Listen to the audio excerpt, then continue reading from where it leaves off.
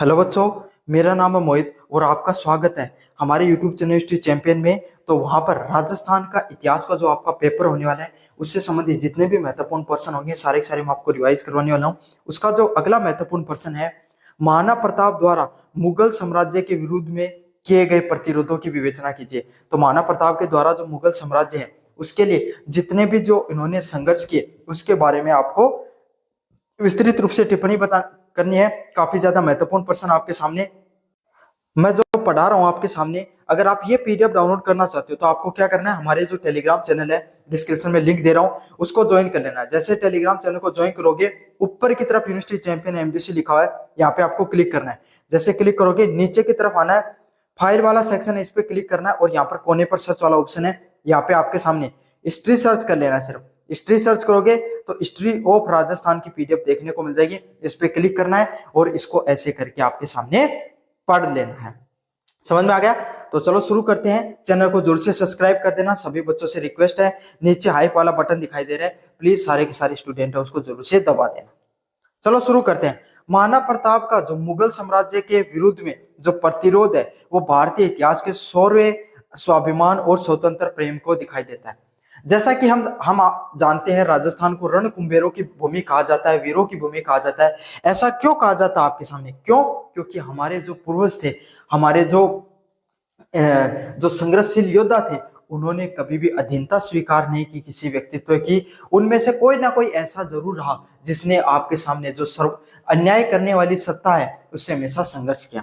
तो मुगलों की के सामने बहुत से राजस्थान के जो रजवाड़े थे, उनके जो मुखिया थे, राजा थे, प्रांतों के राजा थे, जमींदार थे, जो भी मान लो आप, वो क्या कर ली थी उन्होंने, उनकी मुगल के जो राजा अकबर थे उनकी अधीनता स्वीकार कर ली थी। लेकिन मेवाड़ के राजा महाराणा प्रताप ने उनकी कभी भी अधीनता स्वीकार नहीं की और उनके बीच में, अकबर के बीच में और महाराणा प्रताप के बीच में जीवन पर्यंत तक संघर्ष चलता रहा। लेकिन फिर भी उनके जीवन में अनेक संघर्ष आए, लेकिन फिर भी उन्होंने क्या नहीं की, अधीनता स्वीकार नहीं की। किसकी? आपके सामने महाराणा प्रताप की। तो जो महाराणा प्रताप है उनका जो मुगल साम्राज्य के विरुद्ध में जो प्रतिरोध संघर्ष देखने को मिलता है वो क्या है? भारतीय इतिहास के शौर्य, स्वाभिमान और स्वतंत्र प्रेम को अद्वितीय अध्याय है। यहाँ पर क्या देखने को मिलता है कि उनके द्वारा जो संघर्ष किया गया भारतीय इतिहास में वो अद्वितीय, उसके समान आपके सामने कुछ भी नहीं है। अकबर के साम्राज्यवादी विस्तार के समक्ष झुकने से इनकार कर उन्होंने अपने आजीवन अपनी मातृभूमि मेवाड़ की रक्षा के लिए संघर्ष किया। उन्होंने क्या किया? अकबर क्या करता था? अकबर ने किसी राजा को जीतने के बजाय उसको क्या कर लेते, उनकी अधीनता स्वीकार कर लेता था, कुछ प्रकार से उनके कर ले लेता था ताकि वो उनके विरुद्ध युद्ध नहीं करता था। लेकिन जो महाराणा प्रताप है उसने अपनी स्वाधीनता को चुना, मतलब मैं स्वतंत्र रहूंगा और जो मेवाड़ मेरी भूमि है वो किसी के सामने, उनकी जनता है जिनका प्रतिनिधि मैं हूं, मैं उनको उनके सामने झुकने नहीं दूंगा। प्रतिरोध के कुछ प्रमुख बिंदु हैं। पहला जो अधीनता स्वीकार नहीं करना। जब अधिकांश राजपूत शासकों ने अकबर की अधीनता स्वीकार कर ली थी, तो आप सबको पता है भाई राजस्थान के लगभग आपके सामने जितने भी सरदार थे सबने क्या कर ली थी, अकबर है उनकी अधीनता को स्वीकार कर ली थी। तब महाराणा प्रताप ने उसे अस्वीकार कर दिया। तब क्या क्या आपके सामने महाराणा प्रताप है वो व्यक्ति निकल कर आए जिन्होंने उनकी अधीनता को स्वीकार नहीं किया, पूर्ण रूप से क्या कर दिया, नकार दिया था। उन्होंने व्यक्तिगत स्वाभिमान और मेवाड़ की स्वतंत्रता को सर्वप्रिय रखा। उन्होंने क्या किया कि मेरी जो जनता है वो किसी के समक्ष झुकेगी नहीं, हमारी जो स्वतंत्रता है वो सबसे ऊपर है, हमारी जो स्वतंत्रता है उसको हम सबसे पहले रखते हैं। हम स्वतंत्र हैं, हम अपना राज्य स्वयं चला सकते हैं, हम किसी जो मुगल साम्राज्य उसकी अधीनता स्वीकार नहीं करेंगे। अकबर द्वारा भेजे गए संधि प्रस्तावों को मानसिंह, भगवत दास, टोडरमल के माध्यम से उन्हें ठुकरा दिया। तो अलग अलग प्रकार के जो आपके सामने अकबर के जो प्रतिनिधि थे, जिसमें राजा जो मानसिंह है, भगवत दास और टोडरमल ने के माध्यम से अकबर ने बहुत सी बार आपके सामने महाराणा प्रताप के समक्ष संधि के प्रस्ताव रखे कि आप हमसे संधि कर लीजिए, हम आपसे युद्ध नहीं करेंगे, हम आपके सामने जो संधि का प्रस्ताव रखा। लेकिन अकबर जो महाराणा प्रताप है उन्हें किसी भी प्रकार की संधि नहीं करनी थी। उन्होंने क्या किया, आपके सामने उनकी अधीनता स्वीकार करने से साफ साफ मना कर दिया। बहुत सी बार प्रयास किए गए अकबर के द्वारा। हल्दी घाटी का जो युद्ध है 1576, उसमें क्या है, यह महाराणा प्रताप के जो प्रतिरोध का चरमो उत्सव था। मतलब यह महाराणा प्रताप है उनके द्वारा जो अकबर है उसका जो, जब उन्होंने उनकी संधि को स्वीकार नहीं किया तब अकबर उन पर क्या कर देता है, आक्रमण कर देता है। यद्यपि सैन्य शक्ति और संसाधनों में मुगल सेना हमेशा क्या थी, आपके सामने अधिक शक्तिशाली थी। तो मेवाड़ भाई एक छोटा सा क्षेत्रीय क्या था, आपका सामने साम्राज्य था, जो प्रांत था। और वहीं पे आपके सामने जो मुगल साम्राज्य है वो बहुत बड़ा भाई, पूरा संपूर्ण भारत पे राज्य करने वाला राज्य था। तो उनके पास अधिक संसाधन भी थे, उनके पास बहुत बड़ी सेना भी थी। मुगल सेना जो मानसिंह के नेतृत्व में बहुत ज्यादा शक्तिशाली थी, परंतु आपके सामने जो प्रताप की छोटी सेना और छापामार रणनीति के बल पे उन्होंने डटकर मुकाबला किया। उन्होंने तब भी अधीनता स्वीकार नहीं की, उन्होंने तब भी क्या किया, डटकर जो आपके सामने अकबर के सामने जो युद्ध है उसके करने की रणनीति बनाई। और इस युद्ध में उन्हें पीछे हटना पड़ा और क्या करना पड़ा, आपके सामने जो अकबर की सेना है वो देखो इतनी बड़ी होने के बावजूद भी जो आपके सामने जो मेवाड़ के जो राजा थे आपके महाराणा प्रताप, उनके सामने उनको क्या होना पड़ा, पीछे हटना पड़ा। परंतु मुगलों को भी भारी क्षति हुई। मतलब महाराणा प्रताप की सेना भी कुछ पीछे हुई, लेकिन उतना ज्यादा आपको क्या क्या किया गया, उतनी क्षति है मुगलों को भी देखने को मिली और उन्हें भी थोड़ा बैकलैश या पीछे हटना पड़ा। और वे प्रताप को अधीन नहीं कर पाए, और जो महाराणा प्रताप है उनको उनकी अधीनता नहीं स्वीकार करा पाए, उनको झुका नहीं पाए, उनको हरा नहीं पाए। यह युद्ध एक निर्णायक सैन्य विजय भले नहीं रहा, परंतु प्रताप के लिए संकल्प और दृढ़ को जनमानस के लिए प्रेरणा स्रोत बन गया। माना कि आपके सामने जो महाराणा प्रताप है वो उस युद्ध में विजय नहीं रहे, अंततः उनकी हार देखने को मिली, लेकिन उन्होंने जो प्रताप है, जो महाराणा प्रताप है, उनका जो दृढ़ संकल्प था मेवाड़ की जनता के प्रति कि मैं जीवन में आपके सामने मृत्यु स्वीकार कर लूंगा लेकिन अधीनता स्वीकार नहीं करूंगा। ये सिर्फ मेवाड़ की जनता ही नहीं, पूरे भारतवर्ष ही नहीं, यहाँ पर जो सिर्फ राजस्थान मेवाड़ की जनता नहीं, पूरे भारतवर्ष में भी जो महाराणा प्रताप है वो उनके इस संघर्ष के लिए उनको जाना जाता है। अगला पॉइंट है छापामार युद्ध पद्धति और जंगल पहाड़ों का आश्रय होना। हल्दी घाटी के बाद में प्रताप ने अरावली की जो पहाड़ियां हैं और घने जंगलों को अपना आधार बनाया। तो यहाँ से जो महाराणा प्रताप है, जब युद्ध में जब उन्हें पराजय की दृष्टि देखने को मिली तब उन्होंने क्या किया, अपना जो उन्होंने अपना आश्रय कहाँ पर बनाया, जो जंगल हुआ करते थे घने जंगलों में जाकर रहने लगे और अरावली जो पर्वतमाला उसमें रहने लगे। उन्होंने वहां पर युद्ध रहकर छापामार युद्ध पद्धति गोरिल्ला युद्ध का प्रयोग किया। तो आपके सामने आपको पता है भाई पहाड़ों के गोरिल्ला पद्धति क्या होती है, जिस तरीके से गोरिल्ला बंदरों के होता है, वो क्या करते हैं, उन्हें किसी अपनी शिकार करना होता है तो वो क्या पेड़ पर छिपकर बैठ जाते हैं और नीचे से जब उस पेड़ के नीचे से कोई वस्तु जाती है तो उसका शिकार कर लेते हैं। मतलब उनको किसी भी चीज चाहिए होती है तो एक पद्धति होती है, एक प्रकार की गोरिल्ला पद्धति के नाम से जाना जाता है। तो उसी पद्धति को अपनाया उन्होंने छापा मार के युद्ध के माध्यम से। मुगल सेना को भारी नुकसान हुआ और वे मेवाड़ के भीतरी इलाकों पर पूर्ण नियंत्रण नहीं स्थापित कर पाए।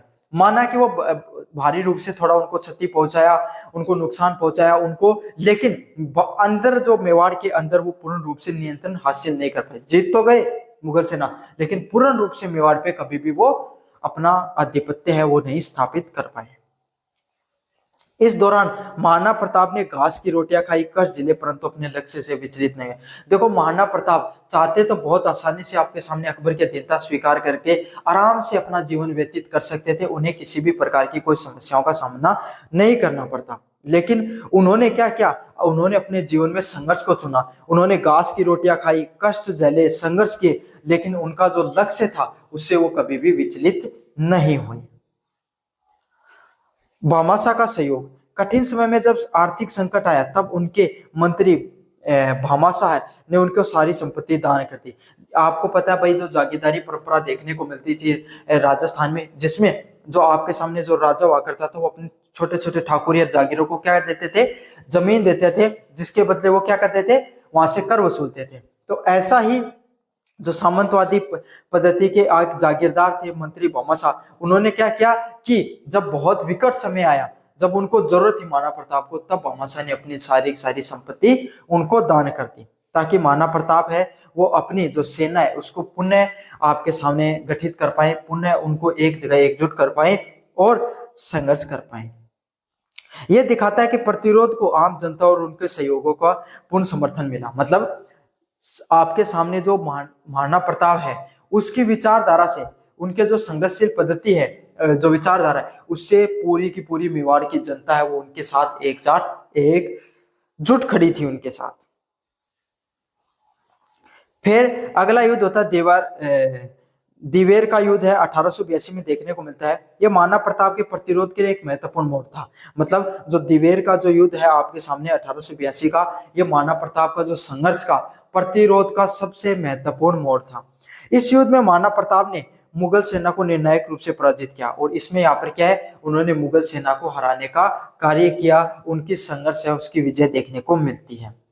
उन्होंने मुगल थानों पर पुनः अधिकार कर लिया और संघर्षशीलता और मुगलों की चुनौती देने का क्षमता का प्रमाण था। और उन्होंने जो इतने दिन तक अरावली में रहकर जो संघर्ष के दिन बिताए थे, उनको उनके जो संघर्ष है उसकी विजय होती दिखाई दी। इस युद्ध में उन्होंने जीत लिया, जहां पर मुगलों ने अपना आधिपत्य स्थापित कर रखा था जिन जिन स्थानों पर, उन स्थानों को जीतकर एक बार फिर पर मेवाड़ पर उन्होंने क्या किया, मेवाड़ को फिर से थोड़ा बहुत स्वतंत्र, मुगलों से स्वतंत्र कराने का प्रयास किया। यह उनकी संघर्षशीलता और मुगलों को चुनौती देने की क्षमता का प्रमाण था। मतलब जो वो संघर्ष किया उन्होंने जीवन में, वो और जो मुगलों को चुनौती दी थी उसका ये प्रमाण है। मेवाड़ की पुनः विजय। दिवेर की विजय के बाद प्रताप ने मेवाड़ के अधिकांश हिस्सों को पुनः अधिकार प्राप्त कर लिया, है ना। उन जो मेवाड़, जो इस दिवेर के युद्ध के बाद में मेवाड़ का लगभग क्षेत्र था, उस पर इन्होंने क्या कर लिया, आपके सामने महाराणा प्रताप का लगभग हर क्षेत्र पे उनका पूर्ण रूप से अधिकार हो गया था। लेकिन चित्तौड़गढ़ और जो मांडलगढ़ के दुर्ग हैं उनको वो नहीं जीत पाए थे। चावंड को अपनी नई राजधानी बनाया, और जब वो पहले उनका जो आपके सामने चित्तौड़गढ़ दुर्ग, उनका जो क्या हुआ करता था, किला हुआ करता था, उसको वो जीत नहीं पाए, तो उन्होंने चावंड जो जगह है उसको अपनी नई राजधानी के रूप में बनाया। महाराणा प्रताप का जो संघर्ष देखने को मिलता है, प्रतिरोध देखने को मिलता है मुगल सेना के प्रति, वो सिर्फ एक संघर्ष ही नहीं है, बल्कि अन्याय के विरुद्ध स्वाभिमान, स्वतंत्रता और मातृभूमि प्रेम का एक सशक्त प्रतीक है। मतलब आपके सामने ये सिर्फ एक अन्याय नहीं है, बल्कि ये क्या है, ये आपके सामने एक स्वाभिमान की लड़ाई है, एक वास्तविकता की संघर्ष की, स्वाभिमान की लड़ाई है, जिसमें आपके सामने सशक्त शक्ति का प्रतीक है कि चाहे जीवन में कितने भी संघर्ष देने पड़े, अगर कोई व्यक्ति अपने स्वाभिमान को चुनता है तो उसको हराना बहुत ज्यादा मुश्किल है। उनके बलिदान और दृढ़ संकल्प आने वाली पीढ़ियों को प्रेरित किया, और उन्होंने पूरी दुनिया के सामने एक प्रकार की प्रेरणा के रूप में काम किया कि जीवन में कितना भी संघर्ष आ जाए, अगर आप अपने दृढ़ लक्ष्य को प्राप्त करने के लिए दृढ़ निश्चित हो तो आप जीवन में अवश्य उस चीज को प्राप्त करके रहोगे। वे किसी के अधीन न रहकर अपनी पहचान और स्वायत्ता बनाए रखने का प्रतीक बन गए। और उन्होंने क्या किया, वो चाहते तो किसी के भी अधीन रहकर अपना जीवन यापन कर सकते थे, लेकिन उन सब चीजों को नहीं चुनकर उन्होंने स्वायत्ता, मतलब स्वतंत्र रहने का, स्वाभिमान को चुनने का प्रयास किया। तो ये आपके सामने महाराणा प्रताप है, जिन्होंने मुगल साम्राज्य के विरुद्ध में किए गए उनके प्रतिरोध से संबंधित जो महत्वपूर्ण प्रश्न था उसके बारे में मैंने बताया। कैसा लगा वीडियो जरूर से बताना, चैनल को जरूर से सब्सक्राइब करना। हेलो बच्चों, मेरा नाम है मोहित और आपका स्वागत है हमारे यूट्यूब चैनल स्टेट चैंपियन में। तो जैसा कि आप जानते हो, आपका जो पेपर होने वाला है राजस्थान का इतिहास, हिस्ट्री ऑफ राजस्थान, उससे संबंधित जितने भी महत्वपूर्ण प्रश्न होने वाले सारे मैं आपको करवाने वाला हूँ। उसका अगला प्रश्न है, राजस्थान में सूफी मत, विश्नोई और आर्य समाज जैसे सामाजिक धार्मिक आंदोलनों की क्या भूमिका रही, इसके ऊपर आपको विस्तृत रूप से बताना है। राजस्थान में विभिन्न राजनीतिक, सामाजिक व धार्मिक आंदोलनों को ने समय समय पर समाज में सुधार और चेतना जागृत करने में भूमिका को अदा की है।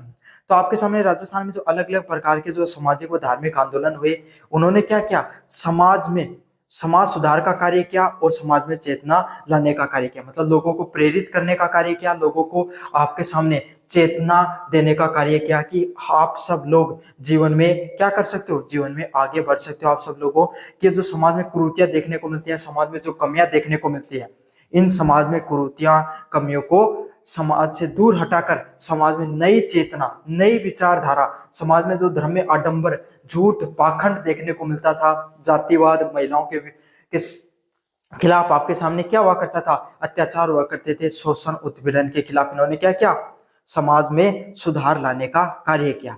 इस सुधार में अलग अलग शाखाएं रही, जिसमें से सूफी मत जो मुस्लिम संप्रदाय है उसके अंदर आपके सामने सुधार के लिए सूफी जो धारा है, जो सूफी आंदोलन चलता है, उसके द्वारा आपके सामने समाज में बदलाव देखने को मिलता है। भारत जो राजस्थान में जो समुदाय है उसमें विष्णोई संप्रदाय की जो आपके सामने जो प्रकाष्ठता देखने को मिलती है, एक आंदोलन के रूप में आता है, जिसने क्या किया आपके सामने समाज को सुधारने का कार्य किया। फिर आपके सामने आर्य समाज है, वो हिंदू धर्म से ही निकला एक विचारधारा आर्य समाज, जिसने क्या किया, समाज में मूर्ति पूजा, धर्म, जातिवाद जैसी चीजों पर जो प्रमुख आंदोलन है उसके सामने आपको बराबरी का हक दिलाने का कार्य किया। तो एक एक करके अपन पढ़ते हैं, जिसमें सबसे पहला सूफी मत। मध्यकाल में राजस्थान में सूफी मत का व्यापक प्रभाव रहा। मतलब अगर मध्यकाल जो की बात करें आपके सामने, उस समय राजस्थान में जो सूफी मत है, जो सूफी लोग हैं, उसका जो प्रभाव है वो सबसे ज्यादा देखने को मिलता है। सूफी लोग हैं उनके द्वारा कि भाई राजस्थान में किस तरीके से मुस्लिम लोग हैं, है ना, जो ख्वाजा मोहद्दीन चिश्ती है उनकी तो दरगाह भी राजस्थान में देखने को मिलती है। जो सूफी मत किससे मतलब था, जो मुस्लिम लोगों धर्म था उसके अंदर जो कुरीतियां देखने को मिलती थी, उनको एक बदलने का, उनको कम करने का प्रयास किया, उनको हटाने का प्रयास किया सूफी मत के द्वारा। अजमेर में ख्वाजा मोइनुद्दीन चिश्ती की दरगाह है, सूफी मत का एक प्रमुख केंद्र बनी, और जो सूफी विचारधारा है उसका प्रमुख केंद्र के रूप में ख्वाजा मोइनुद्दीन चिश्ती है, उनकी दरगाह के रूप में देखा जाता है। आज भी पूरी दुनिया से मुस्लिम धर्म के जो अनुयायी है वो, और सिर्फ मुस्लिम धर्म ही नहीं, हिंदू धर्म के अनुयायी भी इस जगह पर आते हैं, जहां से चिश्ती संप्रदाय का प्रचार हुआ। और वहां से क्या आपके सामने जो चिश्ती संप्रदाय है उसको अपनी प्रकाष्ठता, अपनी एक उच्चतम स्तर तक पहचान बनाने में मदद मिली।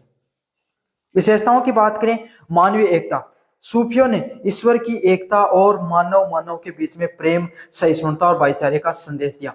तो जो सूफी हैं, सूफी लोगों ने क्या किया कि जो सारे ईश्वर हैं एक हैं, समझना, चाहे हिंदू धर्म के हो चाहे मुस्लिम धर्म के हो, सभी ईश्वर हैं वो एक है। सबका जो क्या है आपके सामने लक्ष्य, मानव कल्याण करना सबका लक्ष्य है। और सभी लोगों के बीच में जो मानव है, इस जो आपके सामने मानव है, उन सभी लोगों को एक साथ मिलजुल कर रहना चाहिए।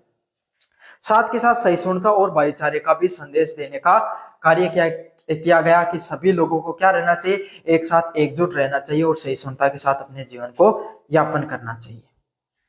जो जाति, धर्म और वर्ण के बंधनों से परे था, और लोगों को ये बताया कि सभी लोगों को एक साथ एकजुट रहना चाहिए, जिसमें जाति, धर्म, वर्ण है, उन सब चीजों के जो बंधन से है, इन सब चीजों से ऊपर उठकर हमें जीवन में एकजुट रहने का सभी लोगों को क्या दिया, संदेश दिया गया। सांप्रदायिक सद्भाव देखने को मिलता है।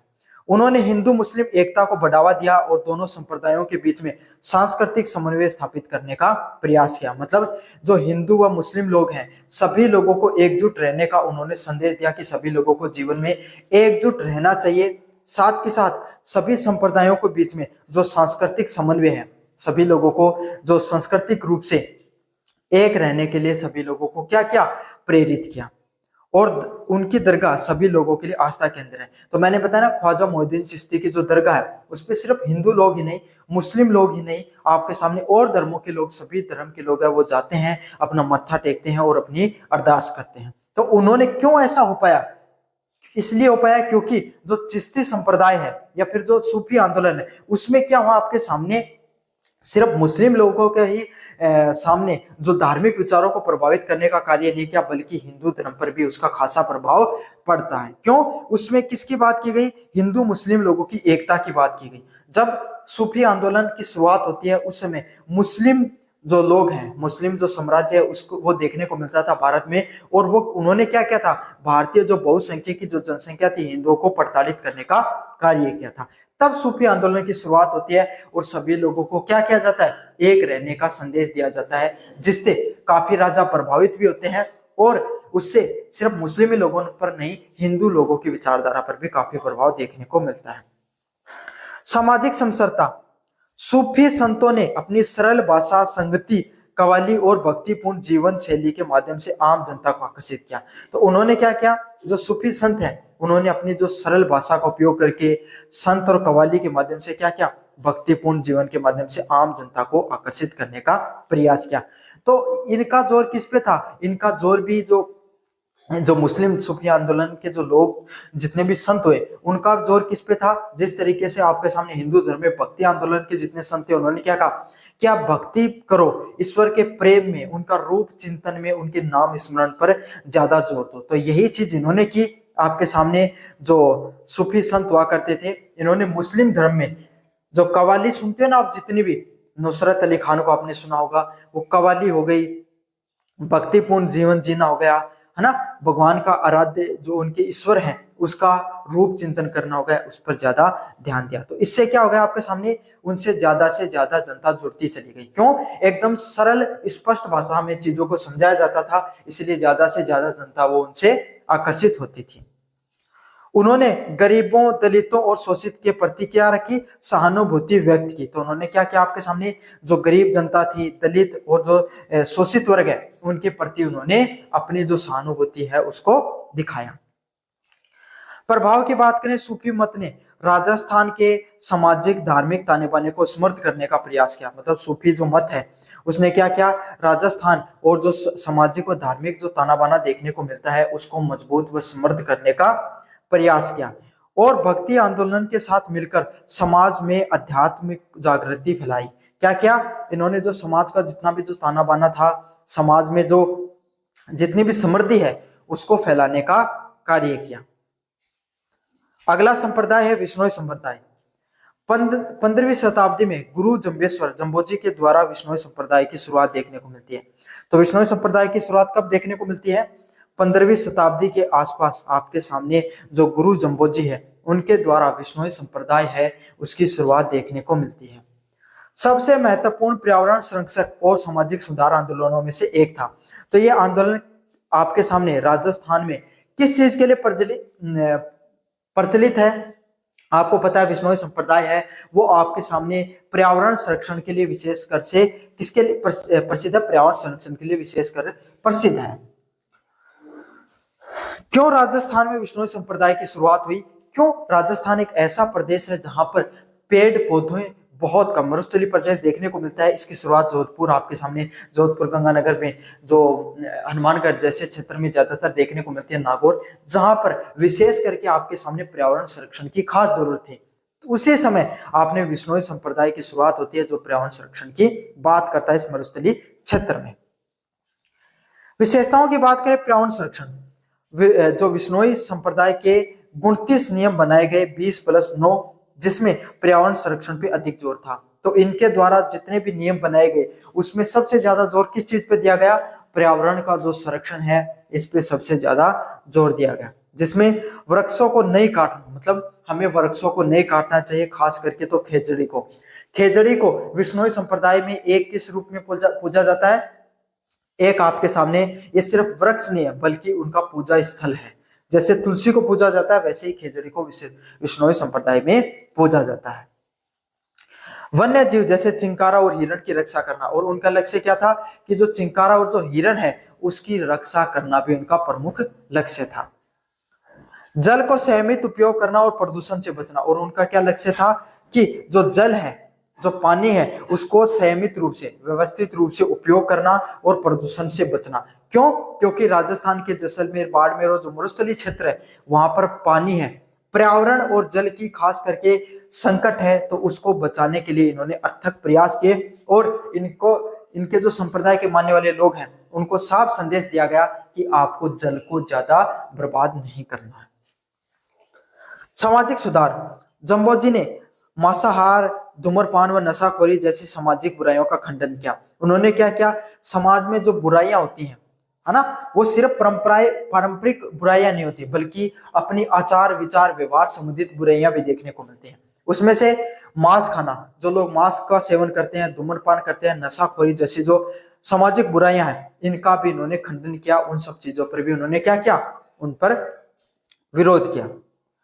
उन्होंने शुद्ध जीवन शैली, सत्य बोलना और सादगी पर बल दिया। उन्होंने किस चीज पर बोल दिया कि इंसान को कैसा जीवन शैली जीनी चाहिए, शुद्ध जीवन को जीना चाहिए, अच्छा जीवन जीना चाहिए, जीवन में हमेशा सत्य को बोलना चाहिए, सत्य वचनों को धारण करना चाहिए और सादगी पूर्ण जीवन है उसको जीने पर जोर देने का प्रयास किया। जातिहीन समाज, विश्नोई का समाज है वो जाति पाति के भेदभाव में नहीं मानता है। तो आपको पता है राजस्थान एक ऐसा राज्य है जहां पर जातियों का बहुत महत्व है, जहां पे उच्च जाति निम्न जाति का बहुत विशेषकर ध्यान देखने को मिलता है। तो उस समय विश्नोई संप्रदाय है उसकी शुरुआत होती है और इन्होंने जाति पातियों पर ज्यादा जोर नहीं दिया। उन्होंने क्या कहा कि जाति पाति सब, कोई जाति ऊंची नहीं है, कोई जाति नीची नहीं है, सभी लोग बराबर हैं और सभी मनुष्य को समान मानता है। इसीलिए भी ये आपके सामने ज्यादा प्रचलित हुआ ये संप्रदाय। प्रभाव की बात करें, विश्नोई संप्रदाय ने राजस्थान में पर्यावरण संरक्षण की एक अनूठी परंपरा स्थापित की। तो विश्नोई संप्रदाय है इसकी विशेषता इसीलिए ज्यादा महत्वपूर्ण रही क्योंकि इसने जो राजस्थान है उसमें पर्यावरण संरक्षण है उसको एक सिर्फ एक उसकी रूपरेखा नहीं रखी बल्कि उसको एक अलग लेवल पर ले जाने का कार्य किया। उनकी प्रेरणा आज भी लोग प्रकृति के लिए बलिदान देते हैं। तो आज उनके द्वारा आज भी जो उनकी विचारधारा है उसको लोग मानते हैं और लोग प्रकृति के लिए अपना बलिदान देने के लिए तैयार रहते हैं। जैसे अमृता देवी विश्नोई है, उनका बलिदान है वो उसने समाज में नैतिक मूल्य और पर्यावरण चेतना को बढ़ावा दिया। तो उन्हीं के जो अनुयायी थी अमृता देवी विश्नोई है, उन्होंने खेजड़ी बचाने के लिए अपने प्राण त्यागने को चुना। समझ में आ गया? तो उन्हीं के अनुयायी है जो काफी अनुयायी हुए, उन्होंने पर्यावरण के लिए खुद की जीवन तक को भी त्यागने के लिए पीछे नहीं हटे। तो यही है, इस जैसी विचारधारा के जो पर्यावरण संरक्षण की विचारधारा है उसको राजस्थान में काफी बढ़ावा मिला। आर्य समाज की बात करें, 19वीं शताब्दी के उत्तरार्ध में स्वामी दयानंद सरस्वती द्वारा स्थापित आर्य समाज ने राजस्थान में धार्मिक, सामाजिक व शैक्षणिक सुधारों पर महत्वपूर्ण भूमिका निभाई। तो 19वीं शताब्दी की बात करें जहां पे स्वामी दयानंद सरस्वती के द्वारा जो आर्य समाज है उसमें राजस्थान में धार्मिक, सामाजिक व शैक्षणिक सुधारों की बहुत ज्यादा महत्वपूर्ण भूमिका थी। तो जो आप सबको पता है कि स्वामी दयानंद सरस्वती के द्वारा कौन से समाज की स्थापना की गई? आर्य समाज की स्थापना की गई।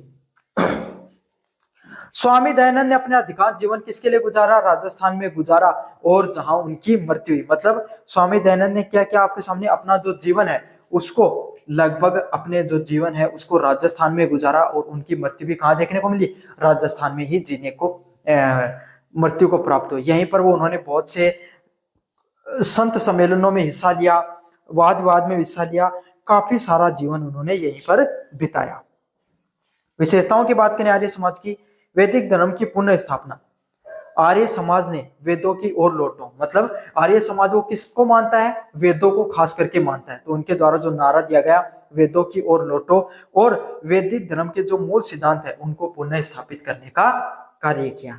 मतलब आर्य समाज के द्वारा जो सिद्धांत थे वेदों की ओर लौटो और वैदिक धर्म के जो मूल सिद्धांत थे उनको पुनः फिर से स्थापित करने का कार्य किया। उसने मूर्ति पूजा, कर्म कांड व अवतारवाद और अंधविश्वासों का विरोध किया। तो उनके द्वारा आर्य समाज में वेदों की ओर लौटो जो नारा दिया गया उसमें वैदिक धर्म को फिर से स्थापित करने का कार्य किया। उसने मूर्ति पूजा करना, कर्म कांड, अवतारवाद व अंधविश्वास जैसे जो आपके सामने क्रियाकलाप हैं उनके खिलाफ क्या क्या पूर्ण रूप से पुरजोर आपके सामने विरोध करने का प्रयास किया। सामाजिक सुधार की बात करें, आर्य समाज ने बाल विवाह, सती प्रथा, पर्दा प्रथा और जातिगत भेदभाव का कड़ा विरोध किया। तो आर्य समाज में उन्होंने क्या किया? बाल विवाह हो गई, सती प्रथा हो गई, पर्दा प्रथा हो गई और जातिगत जो भेदभाव है उन सब चीजों को बहुत ही कड़े लोगों के सामने कड़े विरोध के रूप में दिखाया। उनका विधवा पुनर्विवाह करना, स्त्री शिक्षा को समर्थन देना और समाज में स्त्रियों का सुधार करना। तो आर्य समाज में जो बाल विवाह जैसी प्रथाएं थी, सती प्रथा जैसी प्रथाएं थी, पर्दा प्रथा जैसी प्रथाएं थी, उसका उन्होंने कड़ा विरोध किया और जो विधवा पुनर्विवाह है और शिक्षा, जो स्त्रियों की शिक्षा है उन सब चीजों का समर्थन किया। मतलब समाज में जितनी भी बुराइयां व्याप्त थी उन सब बुराइयों को उन्होंने क्या किया? उन सब बुराइयों को उन्होंने उखाड़ फेंकने का काम किया। उन सब बुराइयों को विरोध में उन्होंने चीजें की। और जो समाज में महिलाओं के खिलाफ जो अत्याचार होते थे, जैसे बाल विवाह हो गए, छोटी उम्र में लड़कियों की शादी हो गई, सती प्रथा हो गई, जब महिलाओं को न चाहते हुए भी उन्हें अपने प्राणों को त्याग करना पड़ता था अपने पति की मृत्यु पर, पर्दा प्रथा हो गई, जो महिलाएं उनको पर्दा लगाना पड़ता था और जातिगत जो भेदभाव देखने को मिलता था, इन सब चीजों का उन्होंने कड़े रूप से विरोध किया। साथ के साथ महिलाओं को फिर से विवाह करवाना, स्त्री शिक्षा, उन सब चीजों का इन्होंने बहुत ही विस्तार से क्या क्या समर्थन करने का प्रयास किया। शिक्षा का प्रसार, आर्य समाजी शिक्षण संस्थान है, जैसे दयानंद एंग्लो वैदिक स्कूल, डीएवी स्कूल है, जहां पर स्वामी दयानंद के जो विचारधारा आर्य समाज के जो स्कूलें हैं, उन्होंने शिक्षा प्रसार करने में महत्वपूर्ण भूमिका निभाई। अच्छा, जो दयानंद एंग्लो स्कूल है उसकी विशेषताएं यही हुआ करती थी, वहां पर आपको जो पुरानी जो हमारी वैदिक संस्कृति है उसकी चीजें भी पढ़ाई जाती थी और जो आधुनिक शिक्षा है उनको भी पढ़ाया जाता था। तो दोनों की दोनों चीजें हैं वो यहाँ पर आपको पढ़ाई जाती थी। इससे क्या जो आधुनिक शिक्षा है उसको भी जागरूकता मिलती है। स्वदेशी और राष्ट्रवाद, आर्य समाज ने स्वदेशी वस्तुओं के प्रयोग और भारतीय संस्कृति पे गर्व करने का आह्वान किया। उन्होंने क्या किया कि जो आर्य समाज है उसने जो स्वदेशी वस्तुएं हैं, जो हमारी खुद की वस्तुएं हैं, उसको किस तरीके से प्रयोग में लेना चाहिए और भारतीय जो संस्कृति है उस पर हमें गर्व करना चाहिए, इन सब चीजों पर जोर देने का प्रयास किया। जिससे क्या आपके सामने राष्ट्रीय जो चेतना है उसको बल मिलता है। इससे क्या होता है, आपके सामने जो राष्ट्रीय चेतना है, राष्ट्रीय विचारधारा है, उसको बल मिलता है। प्रभाव की बात करें, आर्य समाज ने राजस्थान को एक तार्किक और वैज्ञानिक दृष्टिकोण से बढ़ावा देने का कार्य किया। उन्होंने क्या किया, जो हमारा राजस्थान है वहां पर एक तार्किक विचारधारा और वैज्ञानिक जो दृष्टिकोण है उसको समाज में आगे बढ़ाने पर जोर दिया, जिससे समाज में फैली कुरीतियां और अंधविश्वासों को चुनौतियां मिली। जिससे क्या आपके सामने समाज में अलग अलग प्रकार का जो अंधविश्वास फैला हुआ था उस समय, उनको उखाड़ फेंकने में मदद मिली। अंधविश्वास है उनको चुनौतियां दी। मूर्ति पूजा, धर्म, जाति पाति, खास करके महिलाओं से संबंधित जितनी भी कुरीतियां थी उनको हटाने का इन्होंने बहुत ही ज्यादा प्रयास किया। इसने राजनीतिक और सामाजिक जागरण को भी महत्वपूर्ण योगदान दिया। जो इससे क्या आपके सामने राजनीतिक और जो सामाजिक जागरण है उसको भी हटाने में काफी ज्यादा योगदान मिलता है। इन तीनों आंदोलनों ने अपने अपने तरीके से राजस्थान में समाज में परिवर्तन किए। और जो ये तीनों आंदोलन देखने को मिले, आर्य समाज, विष्णु संप्रदाय और सूफी मत हो गया, इन तीनों के द्वारा आपके सामने राजस्थान में एक बहुत बड़ा जो समाज है उसमें परिवर्तन देखने को मिलता है। नैतिक मूल्य की स्थापना और सामूहिक चेतना जगाने कार्य किया। और उन्होंने क्या किया, जो समाज है वहां पर जो सामूहिक चेतना होती है उसको भी फैलाने का कार्य किया, जिससे एक प्रगतिशील और जागरूक समाज का निर्माण हो। जिससे क्या आपके सामने एक प्रगतिशील समाज का और एक जागरूक समाज का निर्माण होता है। तो ये था आपके सामने जो प्रश्न है, राजस्थान में जो सूफी मत है, विश्नोई संप्रदाय और आर्य समाज जैसे जो सामाजिक और धार्मिक आंदोलन रहे, उनकी क्या भूमिका रही, उसके विस्तार से पढ़ा आपने। कैसा लगा वीडियो जरूर से बताना, चैनल को जरूर से सब्सक्राइब करना और अपने दोस्तों को जरूर से शेयर करना। धन्यवाद। मेरा नाम है मोहित और आपका स्वागत है हमारे YouTube चैनल हिस्ट्री चैंपियन में। तो जैसा कि आप जानते हो, आपका जो पेपर होने वाला है राजस्थान का भूगोल, उससे संबंधित जितने भी महत्वपूर्ण प्रश्न होने वाले हैं सारे मैं आपको करवाने वाला हूं। तो आपको क्या करना है, वीडियो को लाइक कर देना है, चैनल को सब्सक्राइब कर देना, अपने दोस्तों को जरूर से शेयर कर देना है। अन्य प्रश्न मैंने पहले पढ़ा दिए हैं, लिंक आपके सामने डिस्क्रिप्शन में मैंने दे रखा है, वहां से जाकर आप जरूर से क्या कर सकते हो, पढ़ सकते हो। साथ के साथ ये जो पीडीएफ मैं आपको पढ़ाऊंगा ये आपके सामने मेरे टेलीग्राम चैनल पे देखने को मिल जाएगी। टेलीग्राम चैनल जरूर से ज्वाइन कर देना। चलो शुरू करते हैं अपन। राजस्थान में व्यापारिक मार्ग एवं कर प्रणाली पर संक्षिप्त में टिप्पणी कीजिए। तो राजस्थान में व्यापार किस प्रकार से होता था, व्यापारिक मार्ग किस प्रकार से होते थे और कर प्रणालियां किस प्रकार से होती थी, इन सब चीजों पर आपको संक्षिप्त में टिप्पणी करनी है। काफी ज्यादा महत्वपूर्ण प्रश्न है। प्राचीन काल एवं मध्यकालीन राजस्थान अपने भौगोलिक स्थिति एवं खनिज संपदा के कारण व्यापारिक गतिविधियों का एक महत्वपूर्ण केंद्र रहा था। तो प्राचीन और जो मध्यकालीन राजस्थान देखने को मिलता है, मतलब जो प्राचीन काल का जो राजस्थान था और उसकी जो भौगोलिक स्थिति थी और वो खनिज संपदा के कारण पूरे भारतवर्ष में प्रसिद्ध था। ना सिर्फ प्रसिद्ध है बल्कि आज भी प्रसिद्ध है। भैयाजी, राजस्थान को खनिजों का अजायब घर भी कहा जाता है, जहां पर सबसे ज्यादा खनिज वस्तुएं वो देखने को मिलती हैं। यहाँ व्यापार से संबंधित मार्ग और कर प्रणालियों की एक जटिल स्वरूप विकसित हुआ। मतलब यहाँ पर आप अगर राजस्थान की बात करो तो यहाँ पर व्यापारिक परिस्थितियां बहुत अच्छी देखने को मिलती हैं व्यापारिक मार्ग देखने को मिलते हैं और कर प्रणालियों का एक संगठित स्वरूप देखने को मिलता है, एक जटिल प्रणाली है वो देखने को मिलती है। भाई जहां पर आपको पता भाई खनिज होते हैं वहीं पर व्यापार होता है। तो पहले के समय राजस्थान में और मध्य एशिया से आने वाले जितना भी जो मार्ग होता था वो कहां से गुजरता था, आपके सामने राजस्थान से गुजरता था। साथ के साथ जो गुजरात में आपके सामने पोर्ट लगता है, उस गुजरात में पोर्ट तक पहुंचने के लिए भी आपको राजस्थान से गुजरना पड़ता था। तो इसीलिए राजस्थान भौगोलिक दृष्टिकोणों से काफी ज्यादा महत्वपूर्ण क्षेत्र रहा है हमेशा से। व्यापारिक मार्गों की आपके सामने बात करें, आयात व निर्यात। राजस्थान मुख्य रूप से खनिज जैसे कि तांबा, सीसा, जस्ता व संगमरमर, नमक, ऊंट, घोड़े व हथियार व हस्तशिल्प का व्यापार करता था। तो राजस्थान में आपको पता है तो खनिज है वो बहुत ही प्रचुर मात्रा में पाए जाते हैं, चाहे तांबा हो, चाहे सीसा हो, चाहे जस्ता हो, चाहे संगमरमर हो, ये सब खनिज है राजस्थान में अच्छी खासी मात्रा में बहुत पुराने समय से ही पाए जाते हैं। तो थे तो पहले से ही, इसलिए और साथ के साथ हम उस पद्धति को भी जानते थे जिससे हम खनिजों को बाहर निकाल लेते थे। राजस्थान में अच्छी खासी मात्रा में नमक का उत्पादन होता था। हमारे यहाँ के ऊंट हो गए, घोड़े हो गए और हथियार, जो निर्माण की कला है वो हमारे पास हुआ करती थी। राजस्थान आज भी अपनी हस्तशिल्प कला है, हाथ से निर्मित होने वाली वस्तुएं जैसे कि कपड़ा, आभूषण है, उसके व्यापार के लिए प्रसिद्ध हुआ करता था। यहाँ से अफीम, मसाले एवं नील जैसे उत्पाद भी निर्यातित किए जाते थे। तो राजस्थान का जो दक्षिणी क्षेत्र हुआ करता था वो आपके सामने खेती के लिए बहुत अच्छा उपयोगी जगह है, जहां पर आपके सामने अफीम, मसाला व नील जैसे उत्पादन है उसका आपके सामने उत्पादन होता था। साथ के साथ हम दूसरी जगह निर्यात भी करते थे।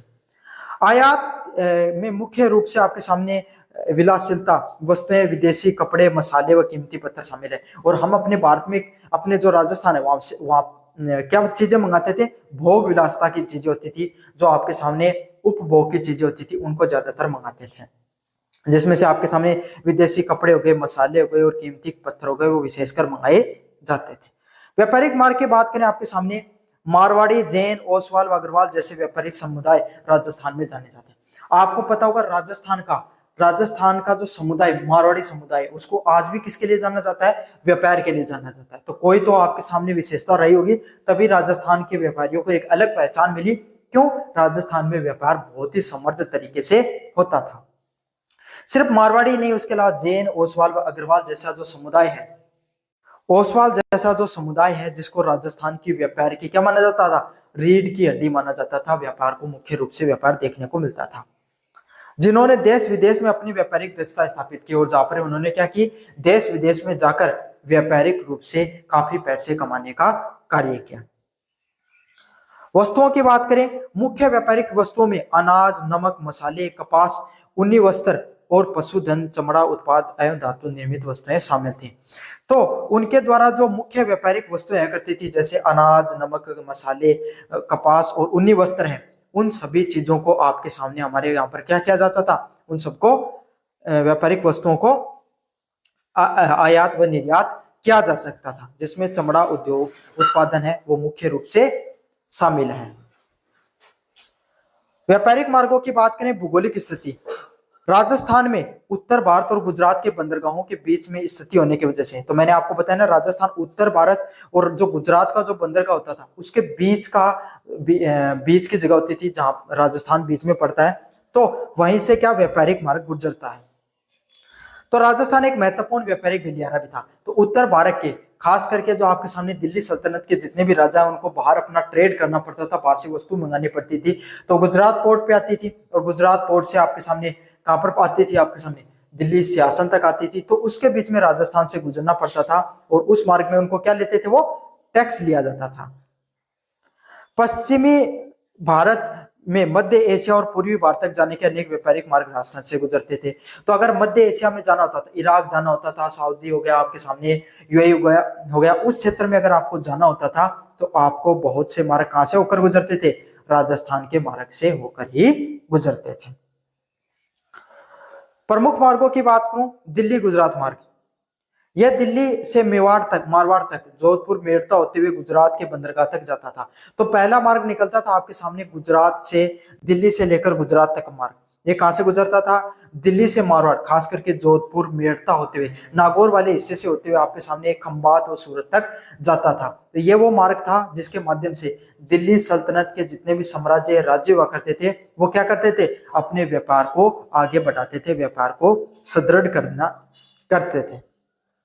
अगला है मालवा राजपूत मार्ग। मालवा से मेवाड़, चित्तौड़गढ़, उदयपुर होते हुए ये मार्ग गुजरात तक पहुंचता था। तो एक मार्ग और निकलता था मालवा राजपूत मार्ग। ये क्या करता था आपके सामने? मालवा से मेवाड़ होते हुए, चित्तौड़गढ़, उदयपुर होते हुए ये मार्ग कहां तक पहुंचता था आपके सामने? गुजरात तक पहुंचता था। तो एक और मार्ग था आपके सामने मालवा राजपूत मार्ग। ये आपके सामने चित्तौड़गढ़, उदयपुर होते हुए भी गुजरात तक पहुंचने का कार्य करता था। तो दिल्ली से गुजरात जाने के राजस्थान में दो मुख्य मार्ग थे। एक तो आप जोधपुर से होकर अगर जाना चाहते हो तो पंजाब और जो आपके सामने जम्मू कश्मीर वाला इलाका था वहां से लोग आते थे, हरियाणा से, तो वो इस जोधपुर नागौर से होते हुए आपके सामने खंभात गुजरात तक जाते थे। दिल्ली, यूपी, बिहार के जो लोग आते थे वो कौन सा मार्ग आपके सामने? मालवा से मेवाड़ वाला रास्ता चुनते थे, जहां पे चित्तौड़गढ़ व उदयपुर से होकर गुजरते थे। अगले वाला है सिंध पंजाब मार्ग। एक और मार्ग निकलता था सिंध पंजाब मार्ग।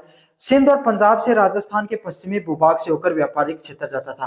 तो जो सिंध और पंजाब से होकर आपके सामने सिंध वाला क्षेत्र है, पाकिस्तान का जो सिंध वाला क्षेत्र है, पहले क्यों पाकिस्तान भारत का हिस्सा हुआ करता था, वहां से निकलकर जो मध्य एशिया के जो लोग हुआ करते थे वो सिंध से होकर पंजाब में जाते थे और अन्य रास्तों तक व्यापार होता था।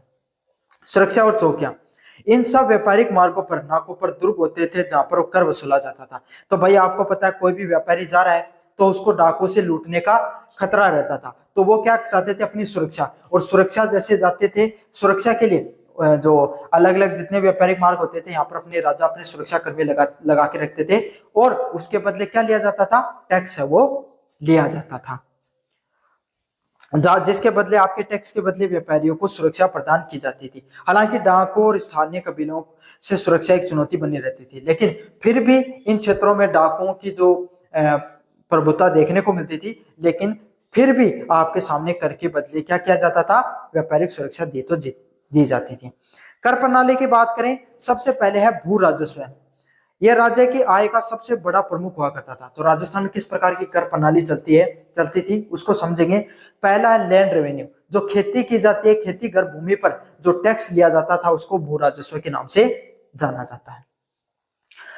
राज्य की सबसे प्रमुख आय में से कौन सा होता था आपके सामने? भू राजस्व है, जो उपज के एक हिस्सा जैसे 1/3, 33%, 25% और 50% तक आपके सामने लिया जाता था। मतलब 3 बोरी है तो 1 ले ली, 4 बोरी है तो 1 ले ली और 2 बोरी हुई है तो उसमें से 1 ले ली। समझ में आ गया आपके सामने? आधा, 1/4 और 1/3 हिस्सा इसको बोला जाता है, जिसे लाग या भूख के नाम से जाना जाता था। तो राजस्थान में जो कर राजस्थान के कृषि पर उपज होने वाले चीजों से लिया जाता है उसको क्या कहा जाता है? भाग या भूख के नाम से कहा जाता है। ये नगद या वस्तु के रूप में हो सकता था। क्या तो इसको नगद रूप में लिया जाता था या आपके सामने वस्तुओं के रूप में लिया जाता था। वाणिज्य कर की बात करें, व्यापारिक वस्तुओं पर विभिन्न प्रकार के कर लगाए जाते थे। तो जो लोग जो आपके सामने जो राजा है वो व्यापार करते थे उन पे अलग अलग प्रकार के टैक्स लगाए जाते थे। पहला है दान व चुंगी। राज्य की सीमा में प्रवेश करने वाली वस्तुएं पर एक स्थान से दूसरे स्थान पर ले जाने वाले कर को क्या कहा जाता था? दान या चुंगी के नाम से जाना जाता था। मतलब अगर आप क्या कर रहे हो, राजस्थान से गुजरात अगर कोई चीज लेके जा रहे हो तो इसके बीच में जो चीज लेके जाई जाती है उस पर टैक्स लगता था। आज के समय जो जीएसटी लगती है ना, तो ये समझ लो उस समय की जीएसटी हुआ करती थी। समझ में आ गई? पहले इसको सेस टैक्स के नाम से भी बोला जाता था, दान या चुंगी के नाम से इसको मुख्यतः जाना जाता है। अगला है राहदारी, बोझ या लाद। व्यापारिक मार्गों के उपयोग के लिए या सामान ढोने के लिए लिया जाने वाला कर। मतलब काफी बार क्या हुआ करता था, व्यापारियों के पास वस्तुएं नहीं हुआ करती थी। घोड़े हो गए, हाथी हो गए आपके सामने, और या आपके सामने और कोई जो जो गधे हो गए, जिनके माध्यम से आपको क्या किया जाता था? वस्तुओं को ढोया जाता था।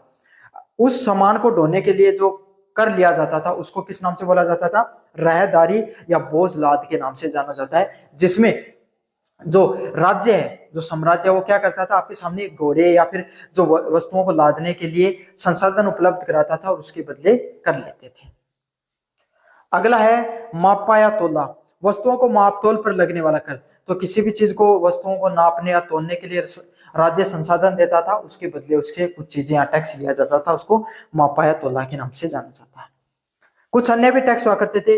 पशुधन पर सिंगोटा टैक्स, विवाह पर चावरी टैक्स और गृह पर घुमघरी टैक्स, व्यापारिक कर को करसाला और आधे छोटे बड़े लाग बाग को अतिरिक्त कर के नाम से जाना जाता है। तो सिर्फ इतने टैक्स नहीं लिए जाते थे, इसके अलावा जो पशुधन, भाई घर में अगर जितनी वस्तु रखते थे उसको सिंगोटी टैक्स के नाम से जाना जाता था, विवाह को चावरी टैक्स के नाम से जाना जाता था, और घर में, जिस घर में रह रहे हो, जिस जमीन है वो राज्य की है, तो उसके लिए भी घुमघरी टैक्स लिया जाता था, जो सामंती व्यवस्था के हिस्से थे। और ये सब पैसा कौन लेता था? कर वसूलने का जागीरदार है, वो इन सब करों को वसूलने के लिए जाने जाते थे। बेगार, किसानों या निम्न वर्ग से बिना मजदूरी के काम करवाना भी एक प्रकार का अप्रत्यक्ष कर था।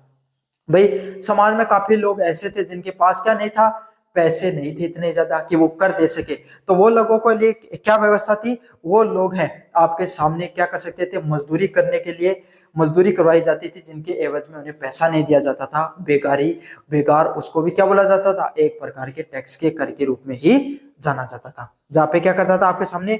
जागीरदार है, वो सभी जो गरीब लोग हैं उनको अपने यहाँ पर काम करवा लेते थे फ्री में, ताकि वो टैक्स नहीं दे पाए, तो आप उस काम को, इतना काम उसको कर देना।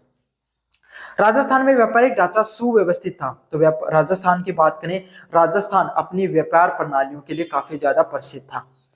उसके व्यापारिक मार्ग रणनीतिक रूप से भी महत्वपूर्ण थे, और राजस्थान के जितने भी व्यापारिक मार्ग हुए, ना सिर्फ आपके सामने उस चीज के लिए महत्वपूर्ण थे, व्यापार के लिए, बल्कि भूगोलिक दृष्टिकोण से भी काफी ज्यादा महत्वपूर्ण थे।